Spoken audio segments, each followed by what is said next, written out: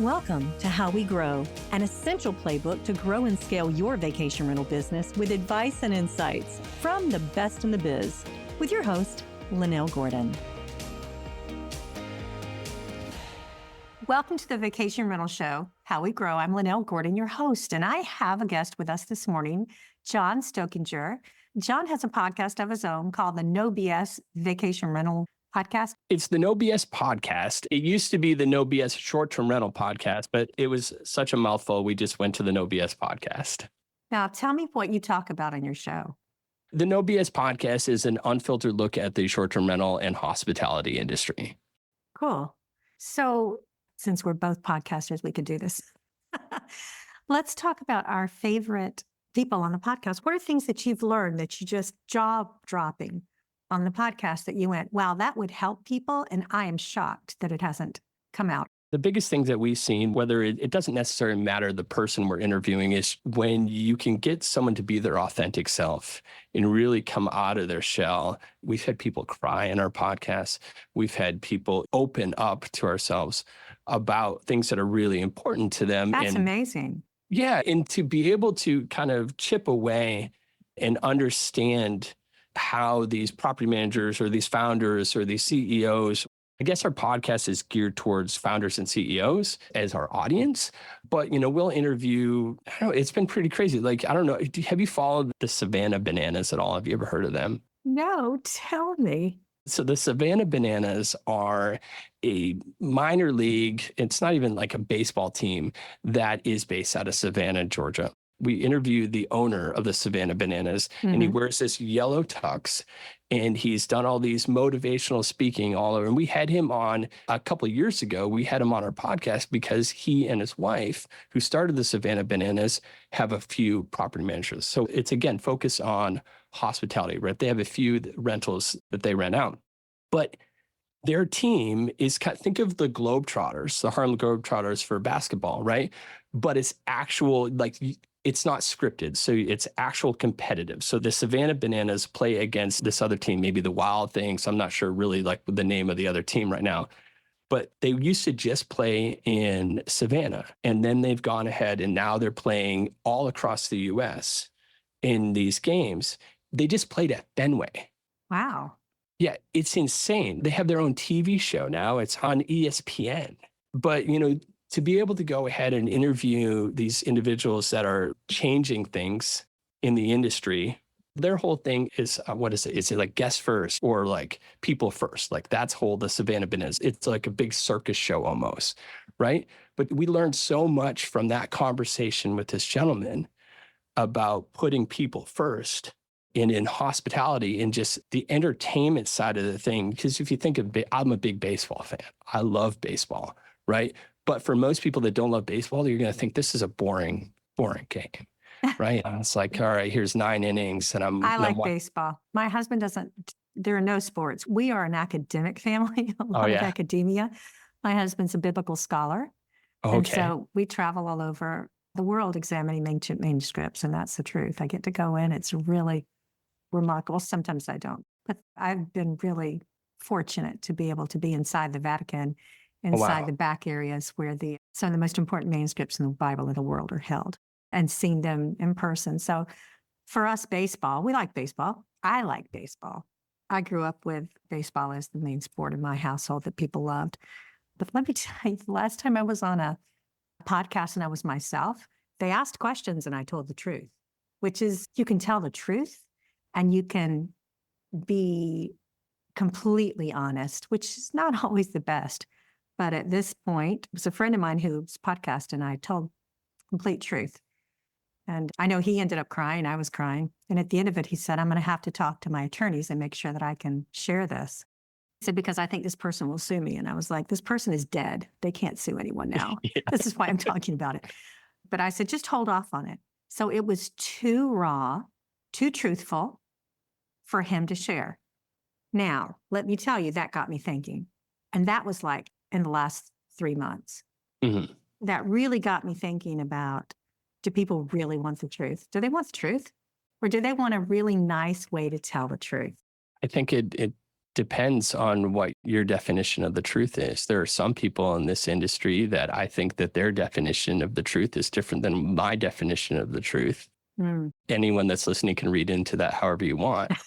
What I love about our industry is that we're so open and we can communicate with each other, and competitors are friends. I'm on an Inhabit podcast and I'm not an Inhabit brand. We work with 2 Inhabit companies today, hoping to work with more. Both Lynell Gordon and Limbrook are partners of ours.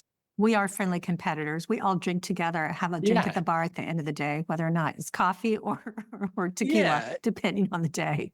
And it's great. Like, that's what I love about this industry. Coming from other industries where you'd go to trade shows and everything's cutthroat and there's trade secrets, and like, we're all here trying to elevate the industry as a whole. And that's what I love about short-term rentals and overall. With that, there are some bad actors and there's politics. And I love politics. I love seeing how it plays out and just understanding. Like, when I first came in 7 years ago, and this is one of my favorite stories, I think I might have met you at this, my first show ever, and this is where I met Mateo in the No BS podcast, was in Gatlinburg at the... How much fun was that? In 2017, my first show was there in Gatlinburg, Amy High Notes, VRM Intel. And it was like such an interesting, because I've never been to Gatlinburg before too, which is, if you've never been to Gatlinburg, it's crazy. Think of like boardwalk, like Myrtle Beach boardwalk in the middle of the most beautiful place in the world. So it's like 2 different things. It's like moonshine and debauchery and like just these most beautiful smoky mountains. I met Mateo there, and this is kind of where the idea of like real conversations came out. It's like, oh, it'd be cool if we had a podcast or something to talk about these type of things. But everything was so new to us back then. Now, to see the actual transparency between property managers and between vendors at some of these conferences, it's rewarding. I've interviewed people. I think the most shocking interview that I did this year, and it just aired, was Justin Ford, who talked about safety. He blew my mind. I said, please do a second interview right there on the spot. Right. Luckily, I can finish the things that I start, which is the key to doing multiple things if you're going to do them. But he spoke about things that I implemented in my personal vacation rental property this year. I was like, this has to happen. Several things, actually, not just on safety, but on convenience. He's super sharp. Justin's super sharp. I can't believe he hasn't been on our podcast yet. When we actually talked to him about that, I saw him up in Banff at the Can Stay show. I said, we really need to get you on. We can't believe it hasn't happened. I saw him speak at a VRM vacation rental, like one of their VRMA Connect up in the Northeast in Portland, Maine. And he's a Mainer. I'm actually I'm from Maine originally. And so we were up there, and he had the story of this woman whose home burned down, and it was insane. Like, he can touch an audience, and his presentations are like none other. And I've seen his, and spiel's the wrong choice of words. So Justin, if you're listening, it's not a spiel, because it's important. We know what it's important. I know his presentation pretty well, but he keeps updating it. He brings current information in, and it resonates.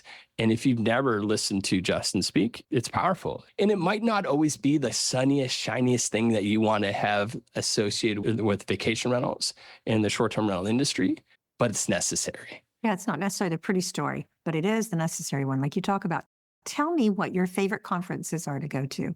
Well, I'm going to give Catherine Radcliffe's, her conference that we just went to recently up in Banff, Canada, was pretty phenomenal. It was the first annual, so it wasn't a huge needle mover yet, but it was necessary. And the conversations that we had up there in Canada were new. The audience was like chomping at the bit. It was the first conference with Canadian content as the focus. So as a recent conference I went to, that probably resonated well. DARM is a fantastic show. I love Amy High Notes DARM conference. VRMA International is a good one. We'll keep it at that for Burma right now. I can talk about it. I'll talk about it all day. I talked about it on our podcast. Did you? Oh, yeah. Good for you. My personal opinions, not the opinions of my co-host, or I'm not speaking for him and I'm not speaking for Direct. I'm speaking for me personally. Oh, that's good. Let's do that. I think that VRMA peaked, and they need to basically rip the Band-Aid off and really evaluate their conference overall. I feel that they need to eliminate every other conference other than Verma and stop with all the connects. The one in Europe. Yeah. I hear. Stop it. Take the funds, take the relationship, and just put on the best damn show you can do in Phoenix and every other year. My understanding is that they probably purchased a spring forum already for next year, but kill them all other than Verma International, and then take the content. And I'm going to shout out to Inhabit and shout out to Streamline, who puts on the best user conference. They do put on the amazing best user conference out there. And you know why? It's the content. It's the educational content. It's the tiered content that's very well thought out, from beginner, intermediate, and advanced content. I agree. Do something comparable at Verma International, and don't pay to play. Yes, you have to go ahead and you have to get like the whole, how they do the educational choice and what is wrong. It's totally effed up. And I think if they were to go ahead and just rip that Band-Aid off and really evaluate what they're doing and put the host and the property manager first, all right, I'm spending, it doesn't have to be free, right? I love that some of these shows are free in these regional shows, and I think they win because you can go to them. These pop-up shows that are like a one-day thing, a half a day, that are free for hosts and property managers are such great content because they could just go and they could suck up all the information. And they're great for vendors too, right? Because vendors are going to get people that are really hungry. But for Verma, they need to take a hard look at themselves. And I love, like, I'm a Verma proponent, but I'm okay to call them out that they need to take a hard look in the mirror and really focus on the educational. The presentations can't be chosen the way they're chosen They anymore. can't be chosen based on money. And they have been chosen based on the amount of revenue that you give to the RMA. And they'll deny that. No, well, you can't deny it, because if you do a certain amount of sponsorship, you get a place to speak. And depending on how expensive that is, you'll get to speak at the main hall with everybody. I'll tell you my opinion. I haven't given my opinion yet in all of this. But I will tell you, in my opinion, we are demonizing the wrong people. It really isn't the board who is benefiting or not benefiting from these meetings. Although there have been people that have intentionally benefited. That's in any organization, you have that, guys.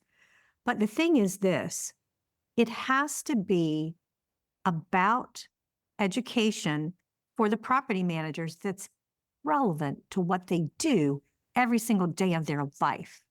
One of the most important educational pieces that we've seen at Verma, there have been a couple.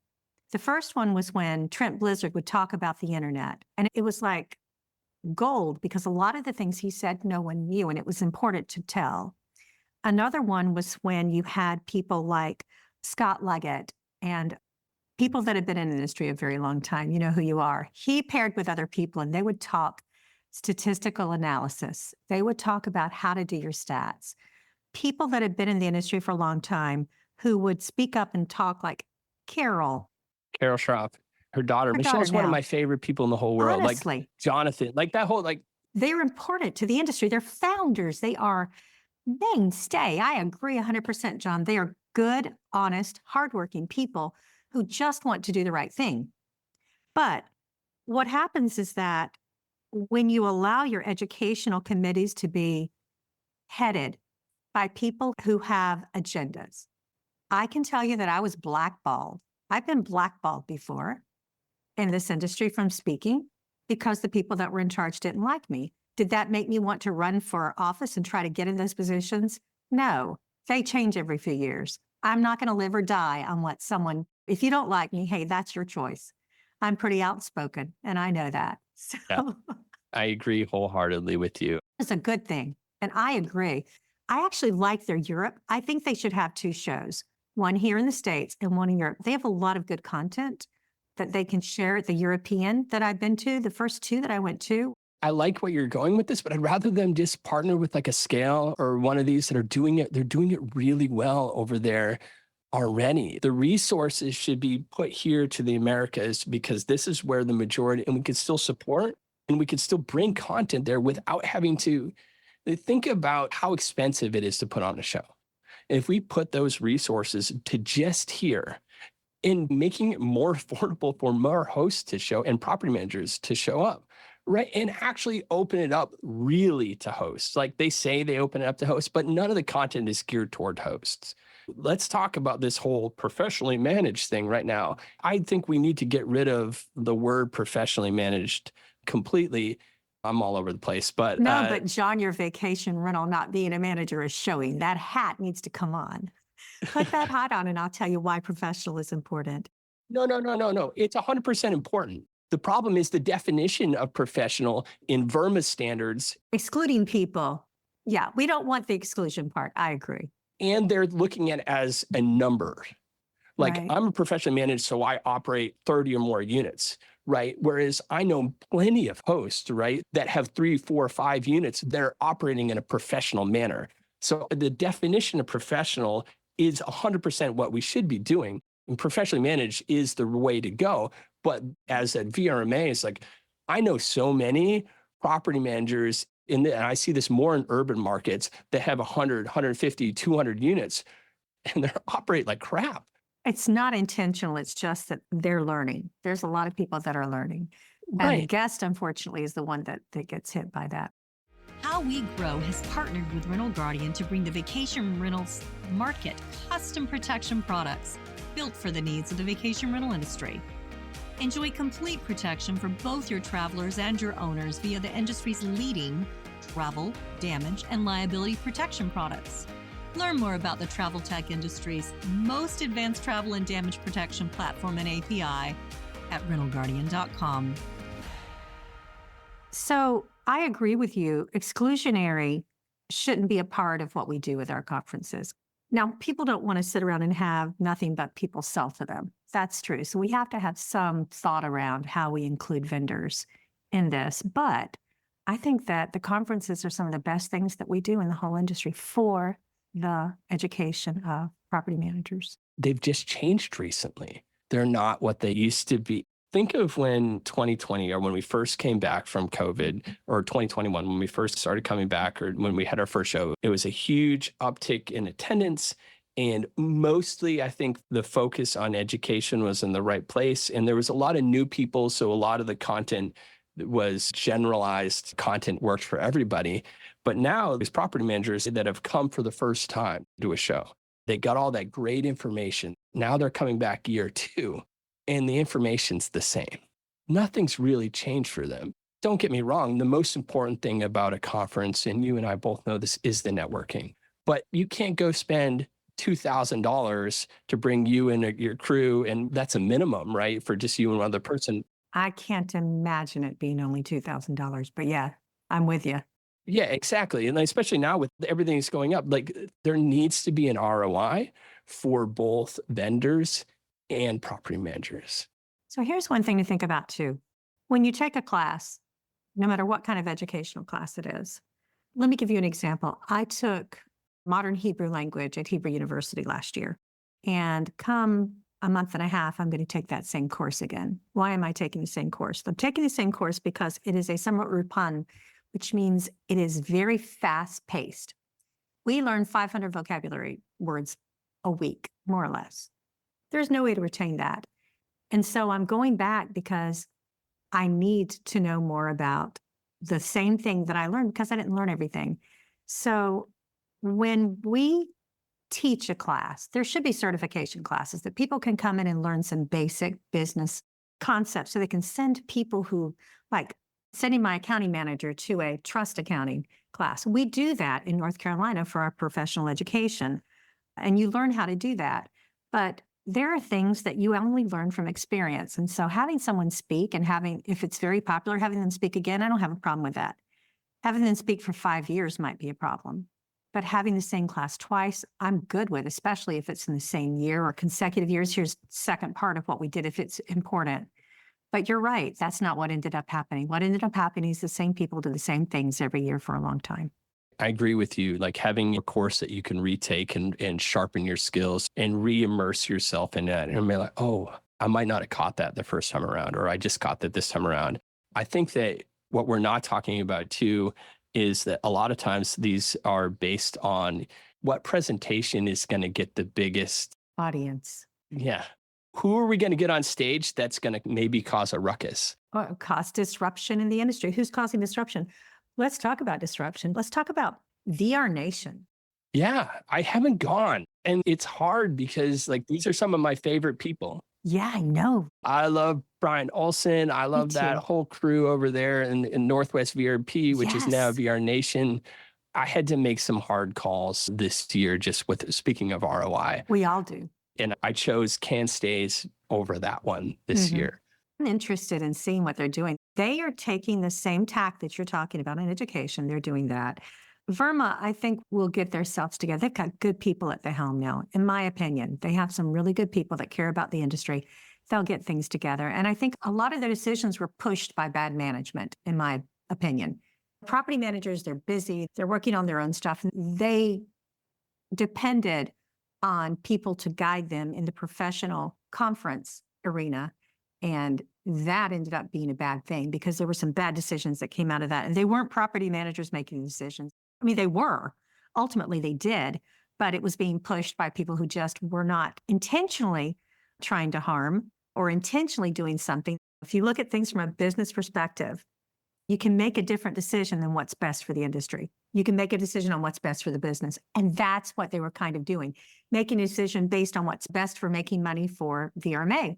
Well, that may not be the best thing for the property managers, but they've got their stuff together. They heard the wake-up call. Steve Milo shouted out really clear, and they heard what he said. He, as always, does not mince his words, and he's very outspoken about what he believes. I think there's a lot of people in the industry that benefited from what he said and the things that he did. Now, I really love the people that are in management there, the people who are on the board, they're friends, and I think they are all good people, not poor intentioned. I can tell you that the funny thing, and I know Steve would agree with me on this, Scott Leggett, who was on the board, and has been on the board a lot because he's brilliant and he should be on the board as much as he would be willing. I love Scott. We've had on the podcast a couple times now. He's marvelous. But there's no time that he says, gee, I have a free flight and a free room, and that's why I'm doing this. Never would he say that. And neither would a bunch of people that I know there. They don't have a problem affording it. I was talking with Susan Blizzard last week about this. They're good people. So I just want to make sure that when we come out of this thing with Verma, that it's not the people that we've demonized in this, because there were some bad things. It's the processes and it's the management company. They should change management companies, in my opinion. I know they changed managers, don't care. I think you should get a new perspective. That's good. You put it out there. You're getting a little no BS on the how we grow. That's good. So tell me this, for vacation rental managers, how has the financial piece, the merchant processing in that, how has that changed in the last bit of time? Are you still into that? Do you still know what's happening? Do you have a finger on that pulse? I kind of understand how it works because that's how I came into the industry. After a year and a half or however many months I was there, it's like the most unsexy thing in the world to sell. There's nothing against that team there and all the other teams. It's hard. Changing payment processors outside of a PMS are the two hardest things to truly switch out. What has become easier, there are different ways to accept payments, and these payment processors like Ascend and Limbrook and these other companies that have come into the space have made it easier to go ahead and approve property managers. They've made it easier to go ahead, and so you don't necessarily need to dive into your books like you're buying a new home. If you want the best rates, you still have to go ahead and do that. But a host or someone with 5, 6, 7 units can go in and get approval very quickly outside of just a Stripe or something. Limbrook can come in and approve them very quickly, and the payment process and how they go ahead and reconcile will be similar to a Stripe. That has changed recently, which is great because it allows property managers that are using payment processing solutions that aren't necessarily focused on hospitality accessible to them. And then once you're established as a property management company, it gets easier and easier for them to get better and better rates. So I think that's what's changed in the 8, 9 years now that I've been in the industry. That has changed on the processing side. Is there anything you want to tell property managers? Yeah, absolutely. I think as a property manager, margins are getting smaller and smaller. It's harder and harder to be profitable. You have to go ahead and look at how do I expand those margins a little bit. But there's a lot of shiny things out there. And you talked earlier about vaporware. Just because it's shiny doesn't mean it's great. So really, the thing is, look at your solutions, look at your business, and understand that if you'd like to change it, it's possible, but it might not be the best decision. I've been with X thing for so long, and it's okay to potentially, what else is out there, but do your homework. Because if you don't, you're going to end up getting burned. I love that vendors tell property managers, do your homework. We really mean it because not all solutions fit. It's not a fit-all solution. People do business differently in different places, and so different software solutions will fit you differently. And I interviewed property managers. I will not allow some property managers to come on because I don't feel they're a good fit. When I'm talking to anybody, my conversations are always consultative. And the first thing I'll tell them is, I want to make sure that we're a good fit for each other. We may or may not be a good fit. If we're not a good fit, I'm okay with that. And I'm very upfront with that. If I'm not a good fit for you, I'm not a salesy type of guy. That's not who I am. Like, I want you to trust me. And you have to trust who's selling you. Selling is hard because salespeople get a bad rep because of the whole used car salesman analogy, like smoke and mirrors. And there isn't a lot of that go on. I truly believe that most of us from all the different companies in this space truly believe our solution is solid. And here's the thing, here's the way I think about it. If I can help someone to make their business run better, if I can help someone to make their life easier, especially their business life, man, that gives me such great pleasure. I used to love to go into companies and look at how they did business and give them ideas. I never tell anybody how to do their business, but I give them ideas on how other people do the same things that they do. And that, to me, you affect the world when you do that. When I sold real estate, I recognized the fact that salespeople do get a bad rap, but what I was doing was helping people make the most important decision financially they'd ever make in their whole life for the most part. It's buying a house is the biggest financial decision most people will ever make, the most money they'll ever put out. So I better be good at what I do and make sure that people get put in a good position. One of my favorite success stories is Scott Leggett, believe it or not. I hope he listens to this. He came to work for my company, my software company. I was so stoked and happy, but I helped him find a house. I met Scott at that show in Gatlinburg with you. That's when I met you and Scott. And that was like my first show. I met Scott and you guys. Love him. But I sold he and his wife a house, and I said to them, I know this is a little above the price range you were talking about, but this particular area will grow. You will make money off of this house if you buy it. And I knew he would. Statistically, meaning there could be a market crash, right? And they knew that. And we did a lot of praying. I did a lot of praying. We found a house, and even today, they spend a good amount of time there for lots of reasons. It's been a really great investment for them and a great place for them to spend time. And I get such pleasure when I think about that house. I think about the fact that God allowed me to help them to find something that really would eventually make a difference in their life. Scott had some medical issues, and he needed to be near Duke and that area because that's where that medical care is. And they have a place they can go and stay there. I mean, he's doing great. The man he's the healthiest person I ever met. But having that just gave me such great pleasure on the inside. And I think that there are a lot of people that do sales that are like that in our industry. I know that if I help someone to pick the right products for their property management company, it's going to make a difference in their life.